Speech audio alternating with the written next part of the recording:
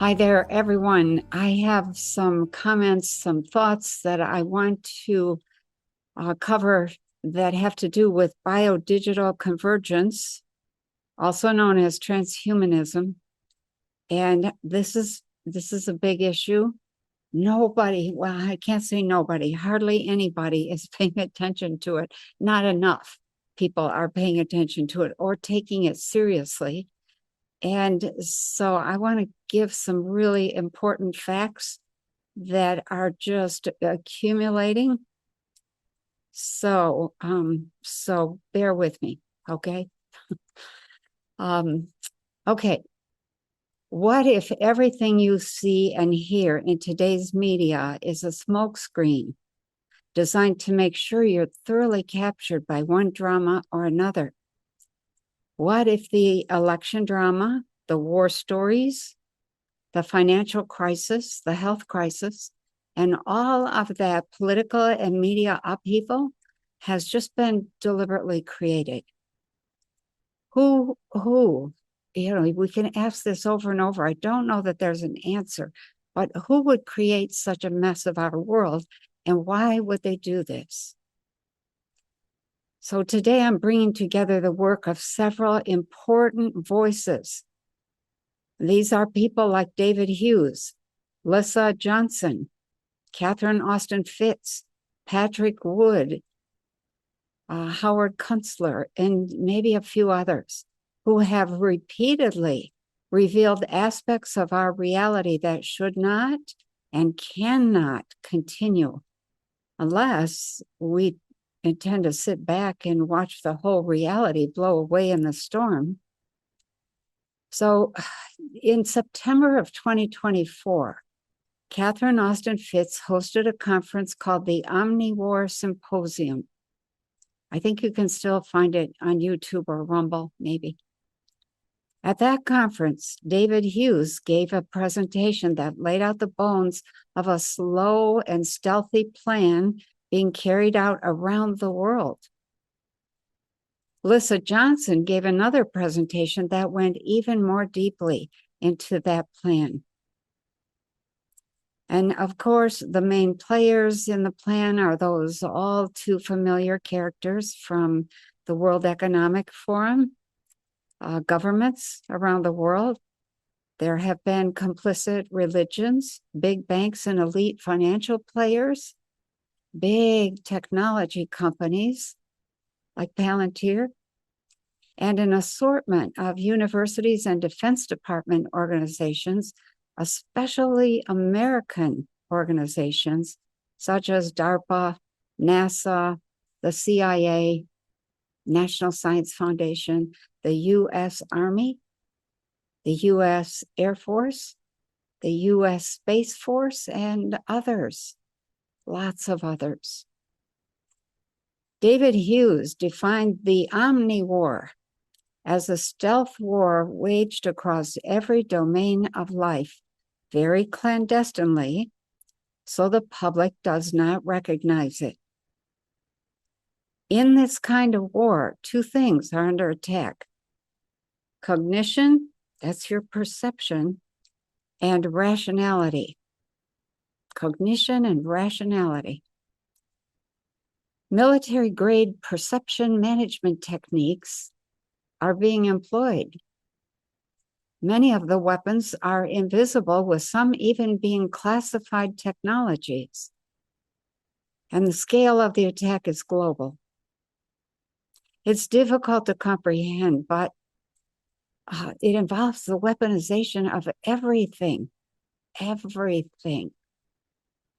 The weapons include food, water, money, pharmaceuticals, vaccines, healthcare, lawfare, a two-tiered justice system, manufactured energy shortages, inflation, censorship, surveillance, a war on information, mass migrations, Hollywood movies, music, a war on children, a war on the elderly, the bastardization of language and meaning, color revolutions, and the spawning of radical, woke, Nazi, or transgender tyrannies to counteract any rise in consciousness.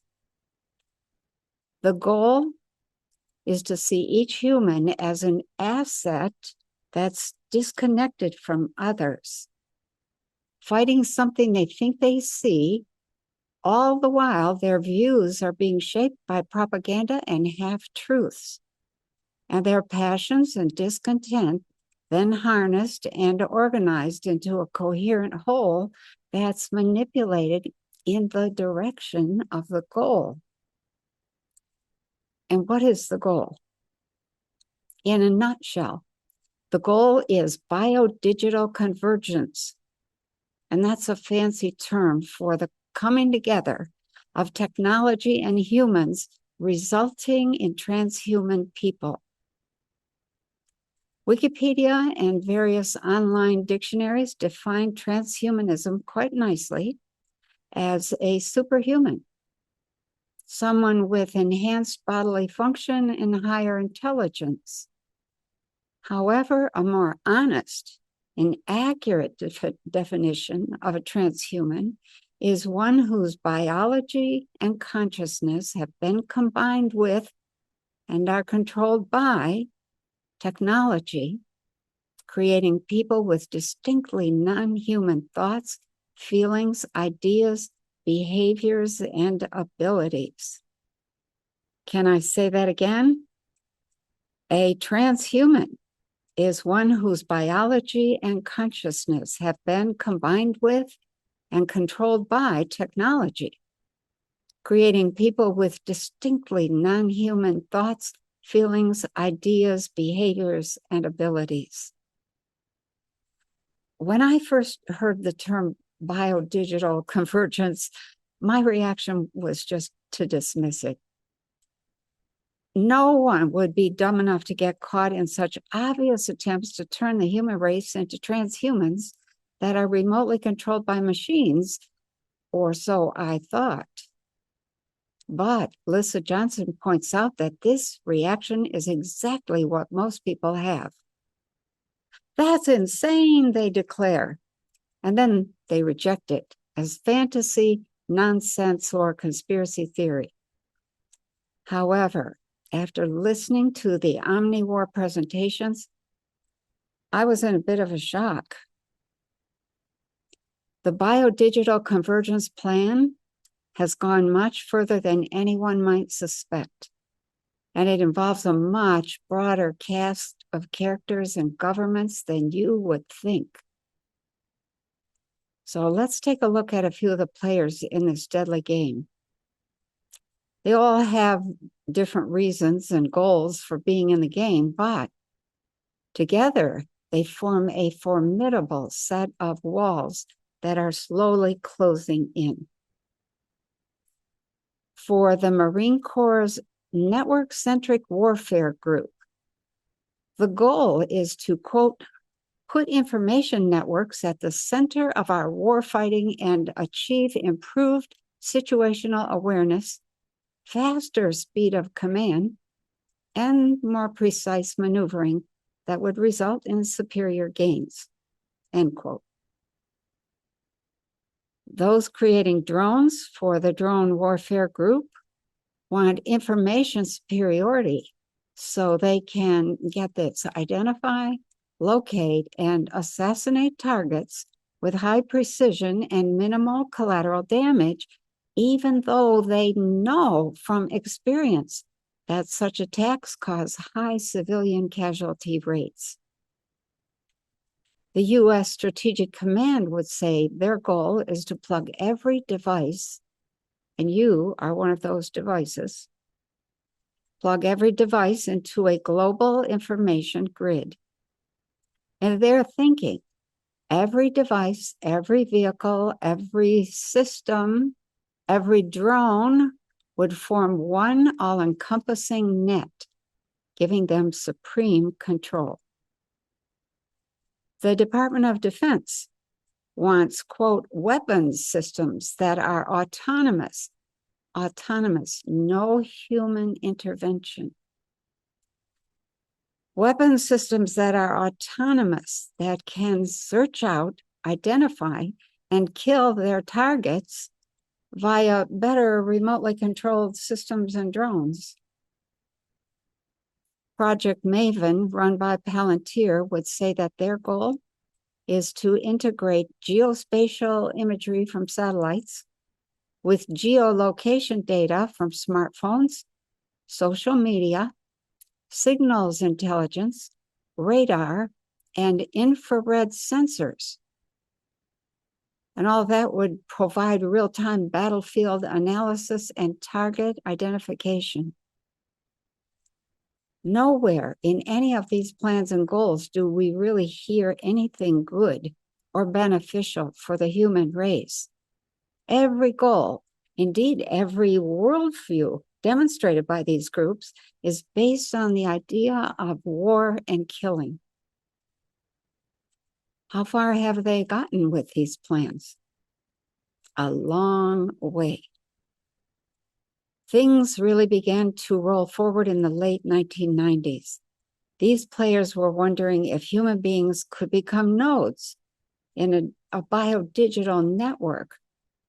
By the year 2000, they were asking, oh, what if human brains and bodies could be hooked up to the global information grid? What if we could manage all that resultant data? Voila! Global technocracy would be achieved. Everything and everyone could be controlled through scientific means. One of the issues, however, that they have not been able to solve is, quote, the problem of love. Those pushing the transhuman agenda think that love is a liability, a risky, often messy emotion that causes humans to feel and behave in unpredictable ways. Some academics have said, this is a quote too, we need an urgent ethical project to find a cure for love. What are they thinking? Okay, this cure could be an anti-love vaccine or pills that could treat problematic passions and foster suitable relationships. End quote. Of course, no one pushing this agenda mentions any of this. Instead, they say that transhumanism is merely a worldview. Like, what's your problem? It's just the way people see the world. It seeks a quality of life that brings perpetual progress, self-transformation, practical optimism, some visionary solutions, and critical thinking. Lissa Johnson, a specialist in the psychological processes involved in manipulating reality perception, points out that each of those words has been carefully selected to avoid triggering any feelings of threat or perceptions of psychological uncertainty or distrust. The real truth is that the transhuman will be a biological, technological organism, a transformation of the human species that continues to evolve with technology. That description comes from the Transhumanist Manifesto, published by NASA, the European Space Agency, and the Italian Space Agency. Hans Moravec, I think that's how you say his name, is a leading transhumanist and roboticist, and he argues that biological humans would eventually be rendered extinct. Biological humans would eventually be rendered extinct. Says Lissa Johnson, this is an atrocity, cloaked as advancement, transcendence, and betterment. How have we ended up here facing such a dilemma? Let's look at the journey from the 40,000-foot view. Back in the early 1960s, NASA outlined a mission they said would focus on human survival. Mission creep crept in, and by 2001, they were talking about a whole new era for humanity that was going to begin in 2020. They had been working with over 30 other agencies to bring together IT, biology, and nanotechnology. Their main efforts were going into genetic engineering of humans prior to birth, implantable electronics for monitoring people, computing and brain stimulation research, nanobots, smart dust, biocomputing, cyber and artificial life, automatic everything, robots, and immersive holographic and virtual environments. By 2011, NASA and Langley, the CIA headquarters, had implanted brain chips in 10,000 people and had already amassed a database of hundreds of technologies that were of interest to a number of governments. They were now focused on mind control and a simulated reality that was indistinguishable from real experiences. Their goal was to hijack and control a person's perception of reality, potentially without their knowledge. Said Lissa Johnson, what business, what legitimate business does government have with technology like that? Indeed. And I would add that the Mandela effect may very well be something engineered by those experimenting with control of perception. One of the stated goals of those pushing this agenda is erasing collective memory. And it's likely that a first step in that process would be experimenting with ways to shake and disrupt what people know and remember. The more you can convince them they aren't recalling something correctly, the more you can introduce things you want them to believe. By 2015, NASA was worrying about human-contaminated machines, and what to do with humans in a post-human world. This did not slow down the Department of Defense, which continued to barrel ahead full speed with 3 key initiatives. The first initiative was combining biology with electronics and IT in order to make our forces, fighting forces, lighter, more mobile, and more lethal. And that's the super soldier concept. Initiative number 2, they were working to leverage nanotechnology that would enable a controlled atom by atom, molecule by molecule construction of novel synthetic and biological structures, creating combinations that would lead to the next industrial revolution. And initiative number 3, the Nanobio Infocogno Initiative. That's a mouthful. I stumble over that all the time. It's the NBIC, Nanobio, that's NB, Infocogno, Information and Cognition, initiative, in which humans would be fully wired internally and externally to the vast network outside of the body, sometimes called the Internet of Bodies. These 3 initiatives then led to Europe's graphene flagship program, which was the biggest research initiative in their entire history. This project was focused on combining nanotechnology with human biology and brains, and then with IT and artificial intelligence.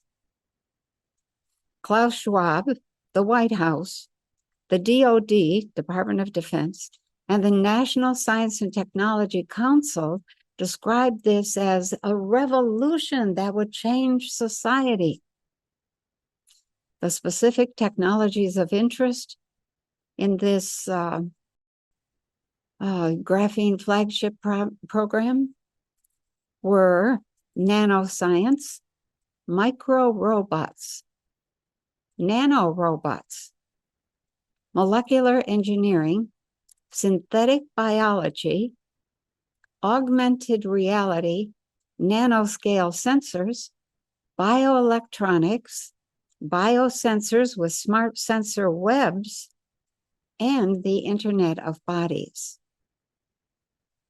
Those doubting that our governments or other governments would be involved in anything nefarious, and those looking for proof that all of this is real, should check out the many, many papers published in the military domain, not just in the military domain, but you can start there. And I'm just going to list a few here, a few of those papers, about 8 of them, just very briefly. Paper number 1 researches remote killing using enhanced virtual reality, meaning the lethal use of force with uninhabited air vehicles via advanced human-computer interfaces and immersive synthetic environments. In other words, you can immerse yourself in an environment that's exactly like the target area, find the person, boom. That paper was written by NATO and the UK, United Kingdom, Ministry of Defense in 2006. Paper number 2, this is a paper titled Bidirectional Brain-Machine Interface, Brain-Machine Interface, BMI. It focuses on neural prostheses and brain-based augmented reality perception. And it notes in that paper that some of these technologies can be interpreted as measures enabling the remote control of humans. That paper was put out by NATO in 2009, and its implementation time was noted as 2020 to 2030. Paper number 3 is focused on invasive neural prosthetics that interface directly with brain tissue. And the paper covers enabling direct computer-to-brain communications and brain enhancement with the goal of allowing neural control of robots and devices. And it adds, adoption of some technologies may be compulsory. It was published by the Air Force and Air University. Air University belongs to the Air Force and the U.S. Space Force Command. And it was published in 2009, and its implementation window is targeted to be 2035. Paper number 4, in 2013, the Naval Postgraduate College put out a paper on genetic modification of soldiers' brain cells to enhance cognition and decision-making for survivability and lethality, making men or soldiers, sailors, more lethal. Paper number 5 was put out in 2019 by the U.S. Army, Department of Defense, Office of the Undersecretary of Defense for Research and Engineering. And it concerns artificial eyeballs connected to the brain and read and write capability.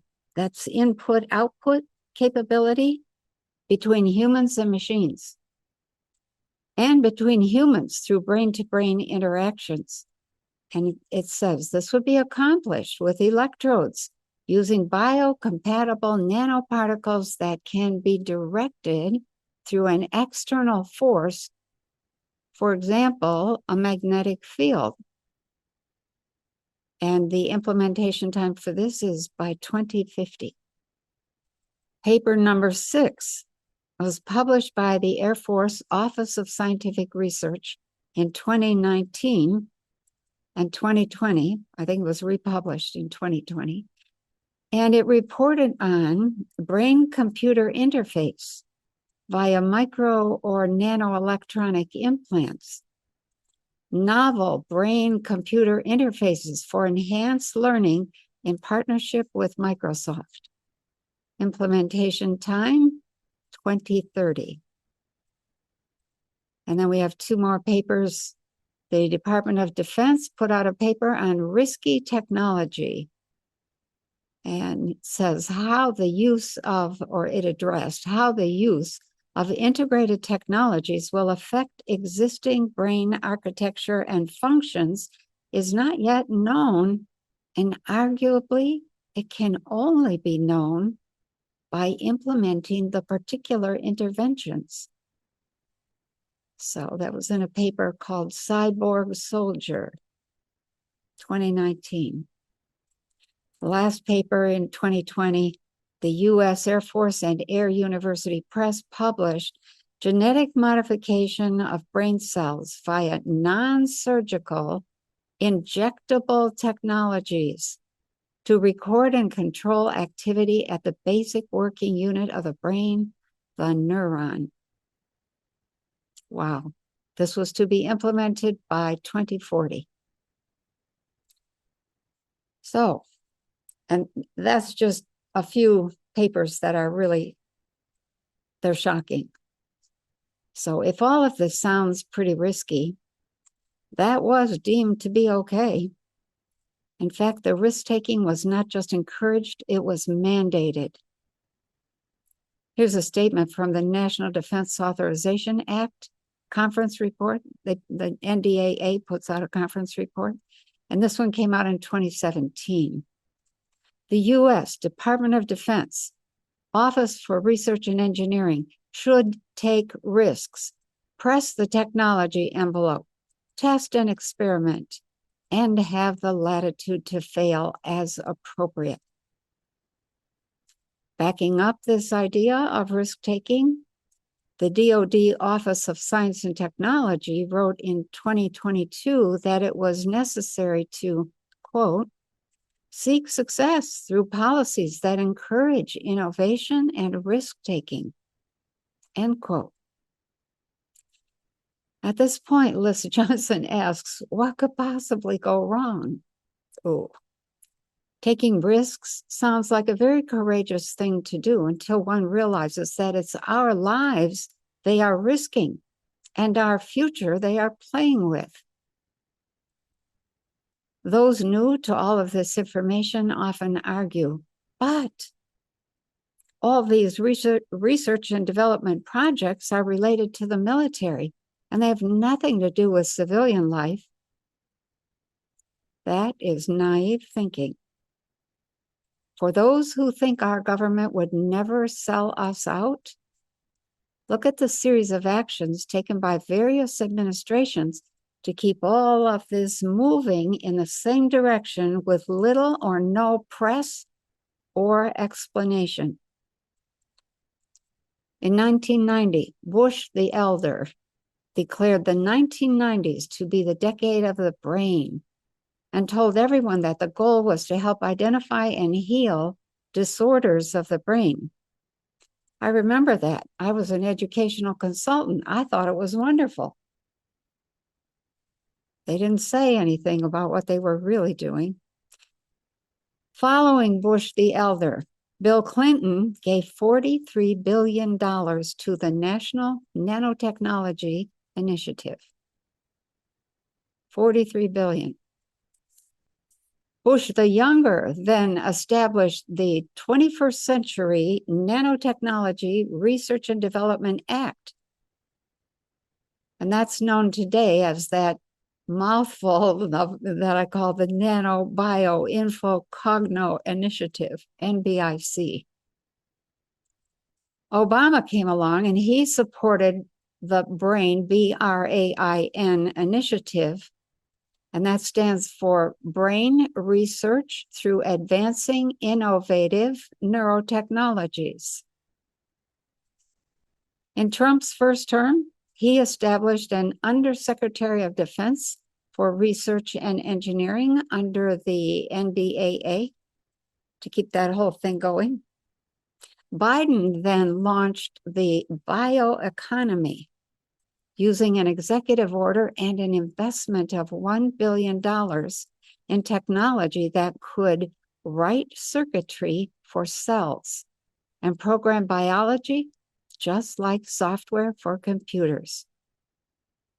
And then later, Trump said of the Biden executive order to create that bioeconomy, wow, this executive order will advance and synchronize our efforts across the DoD and across the federal government, end quote. Meanwhile, what has been the result of this extraordinary funding and quiet support from every president? Well, one project is known as Proteus. This is a consortium of approximately 30 military intelligence bodies across 11 nations, working in conjunction with numerous universities, the UN, and the private sector, all under the aegis of the Office of the Director of National Intelligence. The ODNI, Office of the Director of National Intelligence, is actually a group of 18 agencies that make up the intelligence community. They feed advice directly into the White House and the U.S. intelligence community via the Director of National Intelligence. They published a document saying, as pre-singularity humans, transhumanism is considered the singularity. As pre-singularity humans, we need to discard the assumption that we will always exert control or leadership over technology. At no other time in human history has the locus of leadership shifted from the strictly human to beings with greater mental capacity than our own. A later Proteus report on transhumanist R&D, research and development, said, the singularity is not simply a conceit devised by scientists, inventors, and futurists unduly entranced with technology. It is, rather, supported by a continuous stream of scientific advances that can already extend human life, establish interfaces between biological and synthetic systems, improve brain function, integrate robotic elements into the human body, build implants that offer superhuman sight or hearing, clone individuals, create species hybrids. I think we've seen a few of those loose on YouTube. Clone species hybrids or create species hybrids via gene grafting, usually by taking one trait from one species and grafting it to another, and develop ways to translate a person's neuronal activity into their actual thoughts. And that's just the start. There's a host of other innovations that they are able to do. Wow. And we're all worried about a little thing called privacy. I think there's much more to be concerned about and paying attention to. Other projects and funding shed additional light on what's happening behind the curtains. The Networked Humans Technology Project was a 2-year grant to study bio-inspired hybrid systems, especially those that combine biomolecules with metal or semiconductor nanoparticles. Then there's the research by Pfizer and the Air Force Office of Scientific Research. They were focused on injectable nanorobots with antennae that could be controlled by an external force. We'll come back to that, Pfizer. Anyway, there has been research by universities in Indiana, Miami, and Florida, all working with DARPA to create molecular nanoscale circuits that control cells via external radiation. And this involves in vivo injection of magnetoelectric nanoparticles, magnetically guided to specific brain regions for brain stimulation and control. MIT, Harvard, Brigham Young Women's Hospital, the National Science Foundation, and the National Institutes of Health injected sensors with antennae that transmit wirelessly from deep tissue in locations up to 38 meters outside the human body. Wow. Then there's dual-use technology, meaning tech that's used for both military applications and commercial products. Dual use includes nanobots used in precision medicine, surgery, drug delivery, sensing and monitoring, tumor destruction, and brain recordings, stimulation, and control. Dual-use tech is also used for weapons that can, get this, self-replicate using materials found in the environment to create smart nanorobots that autonomously search for and destroy targets without human input. Ouch. Wow. A Google search for dual-use technology yields tens of thousands of results. There are also a few books out there containing alarming information. One of them is Nanoweapons, A Growing Threat to Humanity by Louis A. Del Monte. In it, Del Monte notes that there ought to be a degree of collective scientific ignorance, at least among members of the general population. Is this so that we cannot figure out or counter what they are doing? Remember Charles Lieber, the scientist from Harvard who was arrested in 2020 and accused of lying about his ties to China? David Hughes shares that Lieber and his team had successfully injected neural nets directly into the brains of rats, which then seamlessly integrated with neural tissue. A rolled mesh of electronics can be injected into a mouse skull, and once there, it unfurls and melts perfectly with the brain tissue. Was Lieber arrested so that no one could talk to him about his amazing work? 2020 was the year that COVID began. By 2023, Professor Ian Akildezat, who's the pioneer of the Internet of Bio-Nano Things, remarked at a symposium, quote, "The bio-nanoscale machines are for injecting into the body. And that is going really well with these COVID vaccines. It's going in the direction of the Internet of Bio-Nano Things, IOBNT. These MRAs are nothing other than small-scale, nanoscale machines. They are programmed and injected." End quote. So if you had any doubt, so here we are in 2026. We've lost millions of people to the experiments being conducted on us in an attempt to harness our biology to what? To a computer? To a nanorobot? To an egotistical elite that seeks to control everyone and everything? The prospect of serious effects among ordinary civilians prompted J. Howard Kunstler to write, "Societies from 2030 will be stratified along transhumanist lines into three classes. Class 1, the tweaked. those with technology integrated into their biological systems. That will be the mainstream of technological enhancement.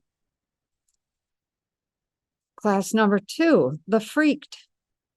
These will be new creations, cyborgs, clones, robots with animal or human brains, human-animal hybrids, and networked group minds operating through an open source mental system of embedded quantum or protein-based chips, much like the networked cyborg brains in the military intelligence domain. And then there's the geeked, class of people number 3. The geeked are unenhanced individuals or norms.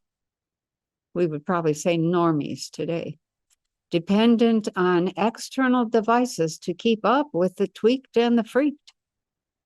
The first waves of the tweaked and freaked are likely to emerge from military research labs. But over time, humans will eventually yield leadership to the tweaked and freaked as the latter groups gain confidence and independence.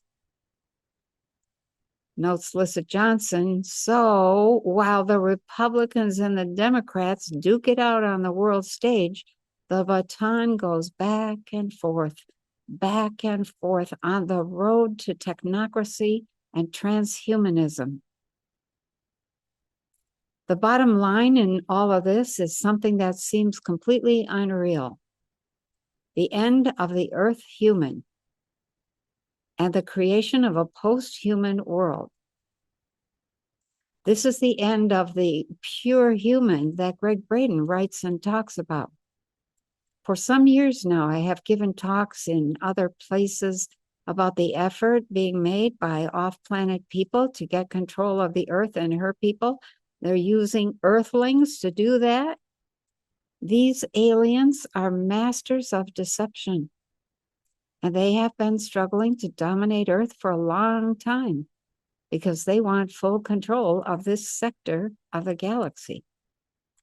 So whether or not you can get your mind around off-planet humans or not, it is important, even critical, to see that we are moving steadily toward a bio-digital convergence and the end of the human as we have known him or her. Transhumanism doesn't mean a few people with digital implants. It means the end of us and the beginning of the digital human. Let me repeat what David Hughes pointed out earlier. Everything has been weaponized against us. The entire system, governance, business and finance, food, education, medicine, science, technology, religion, everything has been weaponized and corrupted. Hughes' conclusion is that a technocratic coup is in progress because all of the control mechanisms previously used to manage us are no longer working. Lissa Johnson concludes that the COVID-19 pandemic was really a military operation in civilian disguise and was perhaps the first big move against us. That is such a shock to consider. Is the power of the military being used to back the Omni-War? Is the Omni-War really World War III? I think it is. Everyone I know is worried about losing their country, but maybe we should be worried about losing our lives because we are humans. I don't like to sound pessimistic, but if everything we've built and worked for in the world is now working against us, can we survive? I think we can, but the question is, will we? People keep saying we need to come together and fight. And I would say, not so fast there, my friend. Those who come together and fight usually become targets. I have a few thoughts I will share on what coming together, quote unquote, looks like. but I will save those thoughts for the next video. For now, I will close and leave you with something to ponder. How much of your life is controlled by outside forces and rules? And how much of it is under your deliberate, conscious management? Think about that and what you would be if you lost that ability. Also, before I close, check out the full presentations given by David Hughes and Lissa Johnson. They're in the description box below here. They are kind of mind-blowing. Okay? And I'll see you in the next video. Take care.